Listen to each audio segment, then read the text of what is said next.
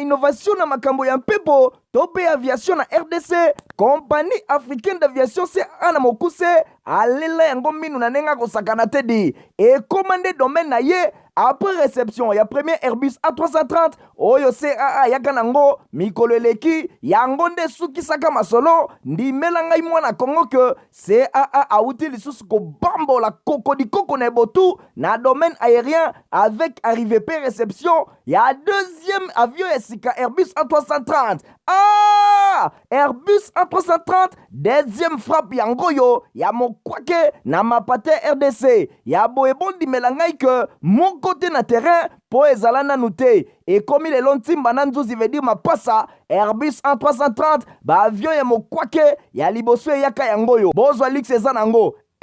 neti soki o matio kitana ote po confort nango eza na ba angle nyonso kobanda na bakiti na couloir na first class na classe économique et bongo bozo ya mibale yango yo nyonso eza na excellence pe noblesse moko hors pair boye bape bosimba que Airbus A330 eza ba marque ba avion oyo bomodaka na international ba compagnie aérienne de renom pe crédible nde basalelaka yango bokokuta yango na bamboka lokola Allemagne veut dire na Matshaft pe ba pays européen ebele kutu batu ya bafaire pe mingi ya minene na monde mingi basalelaka yango po na kitoko pe bopeto na luxe na yango surtout mécanisme ya sécurité eza nango chaque siège ndenge kaka boza komona eza na mwa mini télé oyo kotalela bafilme ennui, fatigue, okotika la koyoka yango te USB na pointe pour na chargement ba téléphone tope ba utilité mosusu Airbus A330 ya mibale ya CAA et combien eza na deux classes first class pour na bino ba grand monsieur na ba grande dame pe ba personnalité misusu ebele avec 36 sièges classe économique pe ezali pona bino bosalaka bafaire pe bato nyonso ba amoureux ba voyage avec 267 sièges mokoka sala voyage dans ba meilleures conditions ndenge nanu ezala te avec Airbus A330 ya mibale ya CAA avion ya sika oyo uti kokoma ekwei deja na mabele timba na nzuzi lelo mibale moko te na Congo bana Congo pe bapaya basepeli oui CAA mfumu na ba innovation deuxième avion Airbus A330 yango ekomi batata ba mama bandeko mbote na bino bisika nyonso tu bozwa mitika ete tofungola basango na biso ya jeudi 11 mai pona kotesa bino ndenge ba députés nationaux bandimi rapport ya loi oyo ezolobela création ya ordre national ya sage femme yango ezalaki na plénière ya mercredi du mai 2023 oyo ezalaki dirigé et pas ya premier vice-président ya Assemblée nationale professeur André Mbata Baleta Elongo na héritier Mapindemi. Plénière ya mercredi du mai 2023, ezalaki dirigé et paye ya premier vice-président de l'Assemblée nationale, professeur André Mbata. Yango ezalaki mingi consacré na poursuite ya travaux pe examen ya rapport ya proposition ya loi oyo ezali kolobe la création, organisation pe fonctionnement ya ordre des sages-femmes na République démocratique du Congo. Rapport oyo ezalaki approuvé na plénière pe ba eli ba pesamaki 48 heures pour na ko déposer ba amendement na bango oyo ezali ko viser ko enrichir texte ya loi oyo. Rapport ya commission socio-culturelle ya Assemblée nationale pour na oyo etali proposition ezali kolobela création, organisation pe fonctionnement ya ordre national des sages-femmes, initiative ya député Eliezer Ntambwe Mposhi oyo ezalaki adopté na plénière ya mercredi du mai 2023 kasi avant député Léon Mondole président la commission socio-culturelle ya Assemblée nationale a présenté que synthèse ya rapport oyo pona mobeko oyo boye vice-président André Mbata a expliqué qui procédure oyo balandaki pona projet to proposition ya loi na niveau ya Assemblée nationale na ngambo mosusu a déploré ki ndenge ba congolais ebele bazali ko réduire proposition ya loi oyo etali code ya famille oyo ya honorable Daniel Mbao na disposition moko kaka oyo ezali lié na dot même si dot ezali na kati ya ba disposition yango kasi économie ya proposition ya loi oyo ezali kolobela makambo ya ndenge na ndenge. Léon Mondole alobi que commission a travaillé que durant 20 jours na initiative ya député Eliezer Ntambwe Mposhi boye po po bazwa ba éclairage ya ndenge na ndenge pona importante matière oyo ezali bongo esalemaki epai ya commission ndenge badebataki na kati na bango badiscussion elongo na bamembre ya gouvernement oyo bazali concerné na question ezalaki mingi ministre ya santé publique pe ministre ya enseignement supérieur pe universitaire boye ezalaki na souci ya kozwa lumière pona oyo etali amélioration ya texte yango boye commission associaki pe société congolaise ya basage femme oyo bazali bongo na kati ya structure oyo ezali mingi pona mobeko eyeba ko créer koorganiser pe kotia likambo etali fonctionnement ya ordre de sage femme ya République démocratique du Congo na tina wana texte ezali kokotisa ba disposition nyonso oyo ezali lié na création ya ordre pe organisation ya l'ordre na tina wana nyonso ezali bongo organisé pe na ngambu ya Assemblée nationale bango balandaki conseil national ya ba sage femme na type wande organisation yango ezalaki bongo dupliqué na niveau ya ba province ezali ko autoriser institution ya assemblée provinciale pe ya conseil provincial organisation oyo ekokende ti na ba territoire boye texte yango etiamaki na disposition pe ezali ko compter 83 articles 20 articles ezalaki bongo adopté ndenge kaka wana ezalaki sans amendement kasi 40 yango ezalaki adopté moyennant restructuration c'est-à-dire avec ba amendement 17 articles ezalaki bongo supprimé parce que yango ezalaki jugé ezali komema makambo ya malonga te soit incohérence boye 4 ezalaki fusionné pe commission a créé qui 12 esengeli bosimba ke profession sage femme évoluer bakomi kobengama ba accoucheuse boye to pe ba sage femme yango ezali profession auxiliaire na profession médicale pe ezali autonome na ba compétence na yango ezali bongo défini ndenge ezali kotalisa bango bazali ko assurer prise en charge ya santé sexuelle pe reproductive ya mama pe ya mwana oyo azali kobotama na tina wana profession oyo ezali exercer na RDC sans cadre bonko légal clair oyo ezali kosangisa ba professionnel na tina wana ezalaki bongo important ko créer ordre oyo ekoki ko réguler exercice ya profession oyo pe ko faciliter accès na ba service ya santé sexuelle pe reproductive ya qualité. Na basongo susu simba ke na marge ya ba inauguration imminente na ba infrastructure toujours na cadre ya PDL 145 territoire de premier ministre Jean-Michel Sama Lukonde Kenge a dépêché qui na province ya Congo central ba conseillers principaux ya primature pe ba expert ya CFEF na mission moko pona suivi pe évaluation ya misala bolanda ba détenu ngo elongo na héritier mapindeli. Pona kolanda de près état ya avancement ya misala oyo ezali exécuté na cadre ya programme ya développement local ya 145 territoires PDL 145 te na mokuse oyo na approche ya ba inauguration na yango ya ba ouvrage oyo euti kotongama Premier ministre Jean-Michel Sama Lukonde Kenge a dépêché équipe ya ba conseillers principaux pe d'experts nyonso oyo batambolaki na quelques territoires ya Congo central et pai wapi misala ezali déjà lancé et pai ya cellule d'exécution pe ba financement en faveur ya ba état moko fragile à travers ba entreprise ya construction sélectionnée bosimba ke ba territoire oyo ezali concerné na mission oyo ezali bongo ya Kasangulu, Madimba, Songololo, Sekebanza, Lukula pe Mwanda. Partout ezalaki question ya ko visiter misala ya botongi ba bâtiment administratif ba centre de santé pe ba école primaire bosimba ke tango ba komaki na territoire ya Kasangulu équipe ya premier ministre bazalaki na pene na bango quelques experts ya CFF boye bango ba utaki na Kinshasa pour na ko apprécier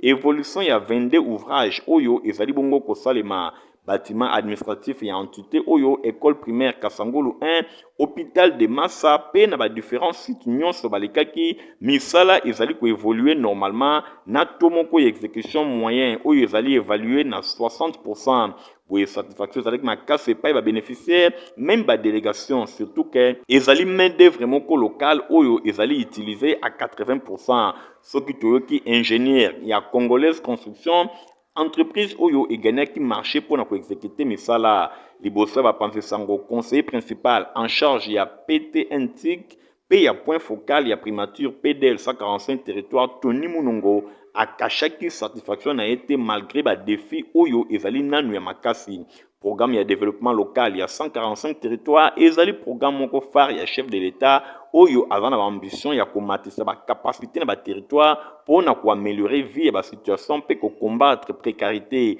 awa na Kasangulu na hôpital général ya Massa ba ye na équipe ya primature accompagné na quelques membres ya CCF oyo ezali ko s'occuper na chantier pour ko constater misala et bandi déjà kasi ezali pe kozwa évolution ya makasi bango bazali kosala batu pe bazali ko comprendre effectivement que ba ambition ezali makasi bazali convaincu na misala oyo nyonso esalemaki ekozala livré na ba mois oyo ezali koya boye bamonaki ba bâtiment eza déjà avancé na 60% évolution bazali connaissance et impact pe ya projet oyo pour na population alobi na entre-temps boye bamoni ba défi ezali makasi kasi musala et avancé na ngambo na Romilis Kisambe conseiller spécial ya premier ministre atalisi ke PDL 145 territoire ezali projet moko phare ya chef de l'état oyo ezali kozwa nzoto bosimba ke médecin directeur ya hôpital administrateur ya territoire ya Kasangulu pe ba ouvrier mususu malade bénéficiaire ya projet oyo bakumisaki yango na ndenge ya kosakana te après Kasangulu délégation esalaki crochet na Madimba territoire mususu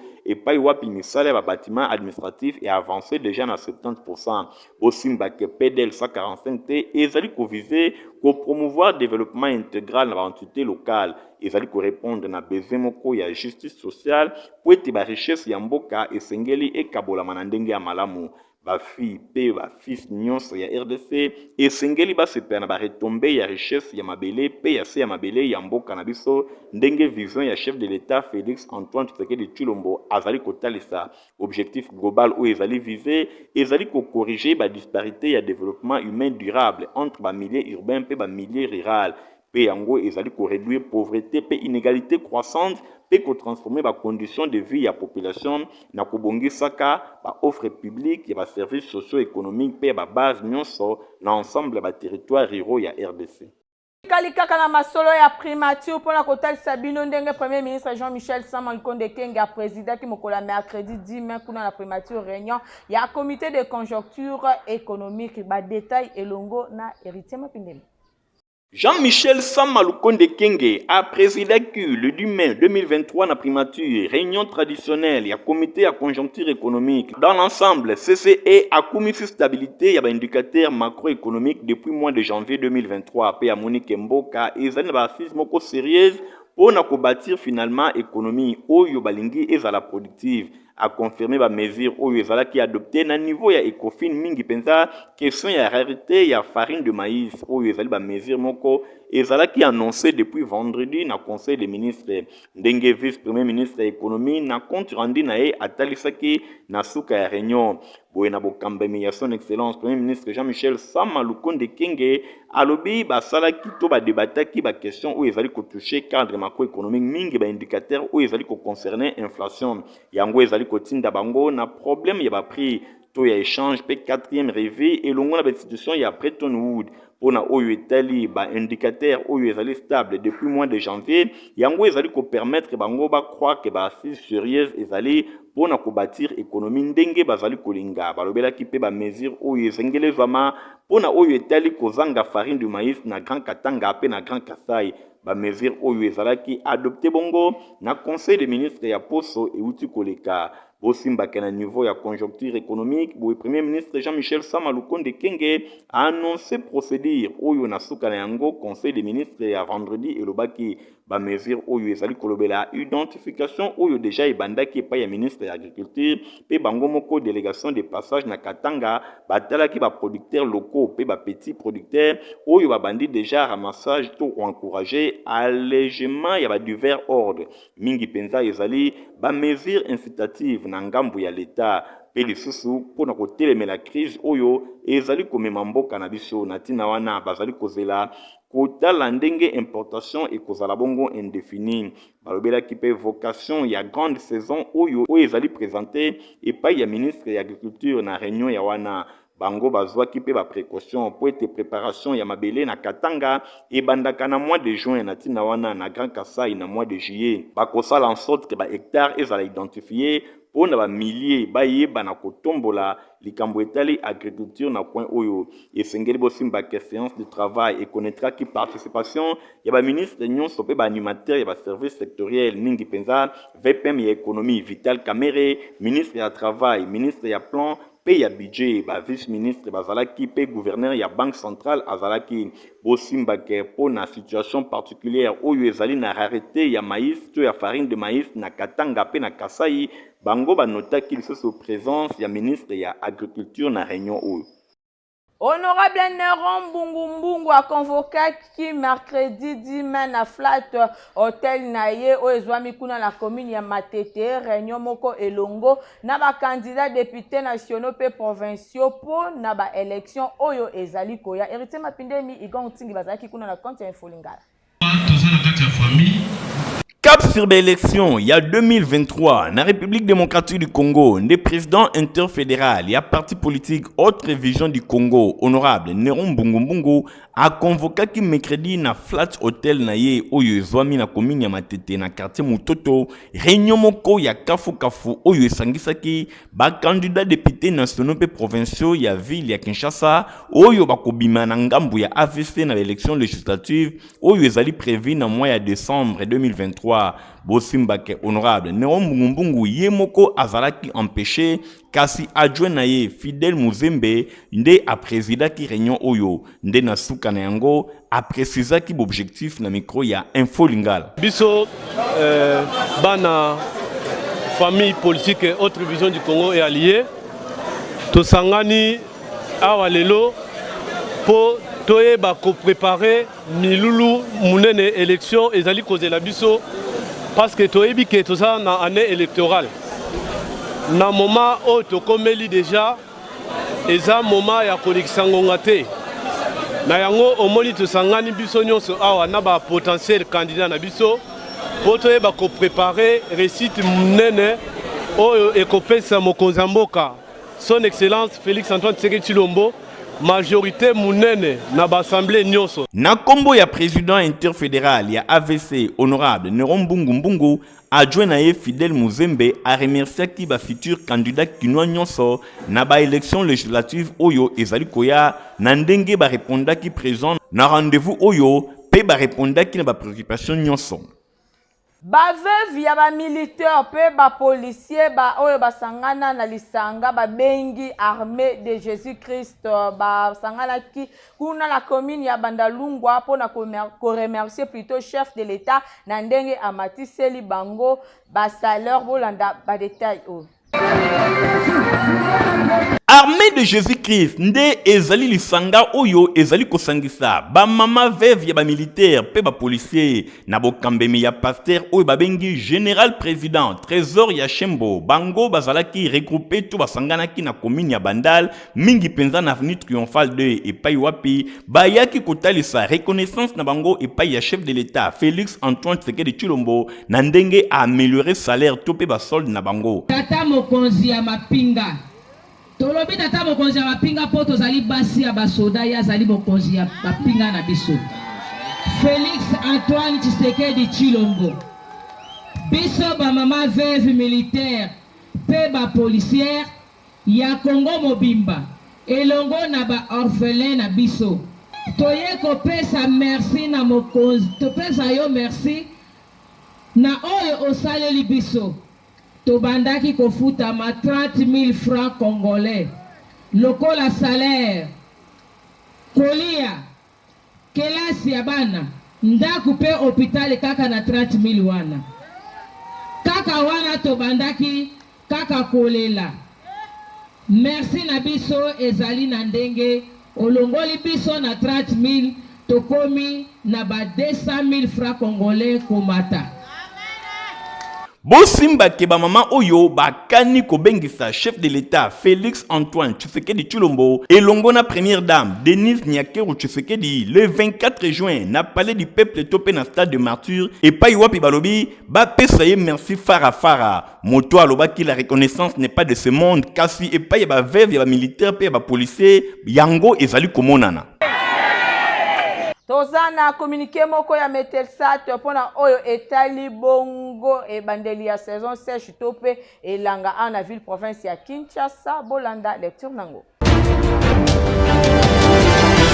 Metelsat a pesibiso prévision climatique saisonnière pour na mois ya mai, juin pe juillet 2023. Natina wana Metelsat a talifike ba précipitation ya likolo ezali bongo prévu na partie nord ya République démocratique du Congo. Ba précipitation normale nde ezali na centre est pe na centre ouest ya République démocratique du Congo. Ba précipitation oyo ba bengi déficitaire nde ekozala observé na partie sud de la République démocratique du Congo. Natina wana Metelsat azali kotelisake début ya saison sèche topé e bandeli ya elanga na ville province ya Kinshasa, date moyenne na yango ezali bongo po na le 23 mai 2023. Boye ekozala bongo na marge ya ba dispersion topé ya koningana ya au moins 7 jours mobimba. Kasi kobanda le 13 mai ti le 23 mai 2023 et kozala marge moko inférieure pe kobanda le 23 kino le 30 mai 2023 et kozala na marge moko supérieure. Tendance et kozala déjà sèche pe humide na ville province ya Kinshasa. Wana ezalaki communiqué pour na Metelsat pour na makambo etali e bandeli ya elanga na ville ya Kinshasa. La région Osimba ke Congo pour Christ CPC na mokuse elongo na évangéliste international Jean-Oscar Kiziamina Kibila baza kolengela campagne d'évangélisation moko na stade de Martyr bolanda baditaino. Aïe!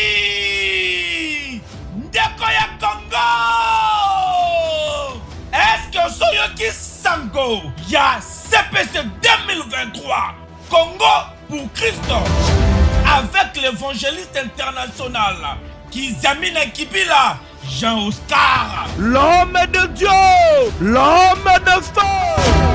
Yoka CPC 2023 grande campagne d'évangélisation et de guérison miracle. Kanga date malamu du vendredi 18 au dimanche 20 août 2023 à partir à 12h Ngenga na stade de Martyr.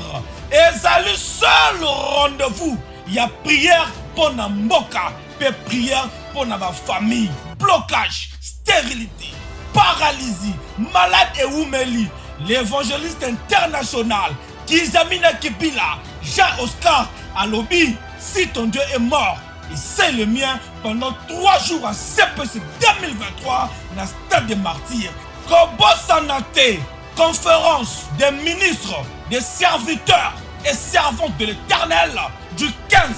au 17 août 2023 na quartier général. Il y a ministère la puissance du nom de Jésus-Christ. Oyo Ezwami na croisement Capella et chaussée de Kimweza numéro 8, quartier Yolo Sud, commune à Kalamu, référence Maître Toro. Ah! Pour la CPC 2023, Gana Kuzangate. Olingaka olata basapatu ya qualité place eza semo kona 7e rue limité et pa ya papa griffe. Bolanda ba détail elongo na hérité mapinde mina bilili ya Igonting. Papa sinangai eutako apio. Olingaka basapatu kitoko, olingaka mokoto ya malonga oyo ekobimisa yo propre liboso ya bato nyonso. Esika eza se moko na 7e rue na commune ya Limité na place commerciale na Petit Boulevard. Tala malamu yeyo collègue ya bato nyonso basalaka basapatu minene na mikili ya poto basapatu ya kitoko oyo bino boyebi. Yeyo ye moko ayebi mosala na ndenge akosakana te bato nyonso bayebi. Collègue ya Jimmy Weston azali kosala koto na ndenge akosakana te. Nayebi ke chef de l'État Fachi Beton oyebinga na Kombo, oyebinga na Elongi, oyebinga na Moussaba. Moi je pense que c'est déjà quelque chose de bon. Puis oyebi batezaki na Limité. toke na premier ministre tozalaka nayo na musée oyo kota palais du peuple obengaka ngai tokutana mais ti lelo kaka bablocage mais ozala même na baministre nao ministre ya culture azali ministre ya industrie azali ministre ya pemi azali pemere mais pourquoi te kokoki kotyanga maboko nga mpe na diminue taux ya chômage kulu nezomata par contre ozalaka na papa grise po akodiminue taux wana ya kuluna koencadre jeunesse kotransforme bango soki moto ayebi kosala sapato est ce que azali so na besoin asala kuluna je ne pense pas automatiquement akoluka azala responsable pour qu'il y ait des familles mais pourquoi naza aide te pourquoi nasolaka mpe na vie na nga gentili ngobila oyo adjoint na ye ezali chekoko molumba fils gouverneur gentili ngobila namonaka même bonne fois alobaka nga moko amemanga ti epa chef de l'état napesa ye mokoto bo nayebi ke makambo ya politique mpe mwa makambo ebele mais efeki bonne fois oyo baautorité mosusu mpe baza nango moi je pense que bosala effort eza devoir na bino nga devoir na nga nasali soki tembe boya na 7e rue place commerciale na petit boulevard place baartiste wana mpe mosusu omonaka basaka babiloko bakekele okomona ala la présence de la salle naza bien organisé nasala mikanda nyonso oyo ekosenga leta alobi mpe tosoutenir yo yango na bimisi mais balingi kosoutenir nga te bon je comprends ntango client nyonso akotaka awa okaka yango papa gris mawa mboka na biso mama te po basoutenir yo il faut simba science mais nga na simba science na vi nanga te donc chaussure ya awa ozala kosala fete olia bato nyonso na fete nataka tesa awa ozala oza na mariage lata awa oza na sapato ya monene lokolokola eliki yaka na odimini yango koma lokwa ye moko ekoka yo oza na oyo lokwa ye moko olingi koma bolite lokola eliki yaka na osala ngo nasalaka réparation nasalaka fabrication donc nayebi kosala oyo comme il se doit otaka ebate eza te oyoki adresse eza se moko na 7e rue petit boulevard na commune ya Limete epai wapi bachaussure basandale bamapapa ezali kosalema na ndenge ya kosakana te soki okoti awa obosani Italie libela CAA atieli ba client na ye Airbus A320 mobimba po na ko satisfaire bango. Innovation na makambo ya mpepo tope aviation na RDC compagnie africaine d'aviation CAA na mokuse alela yango minu na nenga kosakana te di et commandé domaine na ye après réception ya premier Airbus A330 oyo CAA yaka nango mikolo eleki yango nde sukisaka masolo ndimela ngai mwana Kongo ke CAA auti lisusu kobambola koko na botu na domaine aérien avec arrivée pe réception ya deuxième avion esika Airbus A330 Airbus A330 deuxième frappe yango yo ya mokwake na mapate RDC ya boebondi melangai ke mon côté na terrain po ezala nanu te ekomi lelo ntimba na nzuzi veut dire mapasa Airbus A330 ba avion ya mokwake ya liboso eyaka yango yo bozwa lux eza nango neti soki omati okita na yo te po confort nango eza na baangle nyonso kobanda na bakiti na couloir na first class na classe économique ebongo bozwa ya mibale yango yo nyonso eza na excellence pe noblesse moko hors pair boyeba pe bosimba ke Airbus A330 eza bamarke baavion oyo bomonaka na international bakompagnie aérienne de renom pe crédible nde basalelaka yango bokokuta yango na bamboka lokola Allemagne veut dire na Machaft pe bapays européen ebele kutu bato ya baaffaire pe mingi ya minene na monde mingi basalelaka yango mpo na kitoko pe bopeto na luxe na yango surtout mécanisme ya sécurité eza nango chaque siège ndenge kaka boza komona eza na mwa mini télé oyo kotalela bafilme ennui, fatigue, okotikala koyoka yango te USB na pointe pour na chargement ba téléphone tope ba utilité mosusu Airbus A330 ya mibale ya CAA ekomi eza na deux classes first class pour na bino ba grand monsieur na ba grande dame pe ba personnalité misusu ebele avec 36 sièges classe économique pe ezali pona bino bosalaka baaffaire pe bato nyonso baamoureux voyage avec 267 sièges mokoka sala voyage na meilleures conditions ndenge nanu ezala te avec Airbus A330 ya mibale ya CAA avion ya sika oyo euti kokoma ekwei deja na mabele timba na nzuzi lelo mibale moko te na Congo bana Congo pe bapaya basepeli. Ah oui, CAA mfumu na ba innovation deuxième avion Airbus A330 yango ekomi. Toza na communiqué moko ya service awa bolanda lecture nango elongo na Héritier Mapindele. Direction générale, ya Info Lingala, journal ya peuple pour na peuple. Bazali ko recruter ba journaliste pe ba agent marketeur.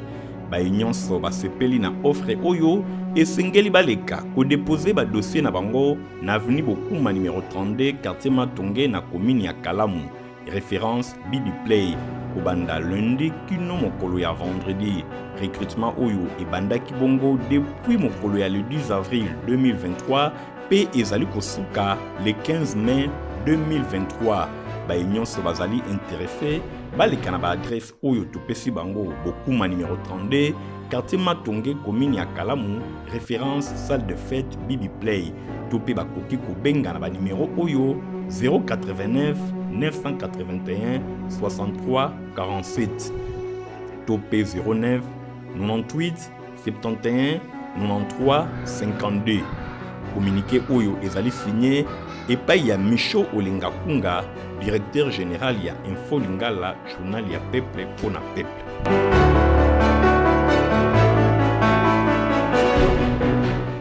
Et là on est ici la raté journal ya peuple pona peuple yango ekomi na suka. Merci mingi na Igor Ntinga zaki na sima caméra édition sima maki na Nathalie Kaila montage sima maki na Christian Kiangebe ni Fabrice Lundo me pe Pituma c'est journal ya peuple pona peuple za supervisé et pas Héritier Mapindele mbande ko botika malam. Au revoir. Innovation na makambo ya mpepo tope aviation na RDC compagnie africaine d'aviation CA na mokuse alela yango minu na nenga kosakana te di et commandé domaine na ye après réception ya premier Airbus A330 oyo CAA yaka nango mikolo eleki yango nde sukisaka masolo ndimela ngai mwana Kongo ke CAA auti lisusu kobambola kokodikoko na ebotu na domaine aérien avec arrivée pe réception ya deuxième avion ya sika Airbus A330.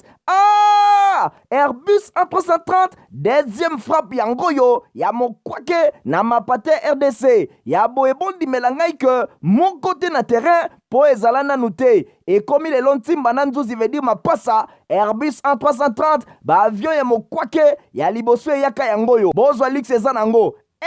neti soki omati okita na ote po confort nango eza na ba angle nyonso kobanda na bakiti na couloir na first class na classe économique et bongo bozo ya mibale yango yo nyonso eza na excellence pe noblesse moko hors pair boyeba pe bosimba ke Airbus A330 eza ba marque ba avion oyo bomodaka na international ba compagnie aérienne de renom pe crédible nde basalelaka yango bokokuta yango na bamboka lokola Allemagne veut dire na Machaft pe ba pays européen ebele kutu batu ya baaffaire pe mingi ya minene na monde mingi basalelaka yango po na kitoko pe bopeto na luxe na yango surtout mécanisme ya sécurité eza nango chaque siège ndenge kaka boza komona eza na mwa mini télé oyo kotalela bafilme ennui, fatigue, okotika koyoka yango te USB na pointe pour le chargement ba téléphone tope ba utilité mosusu Airbus A330 ya mibale ya CAA ekomi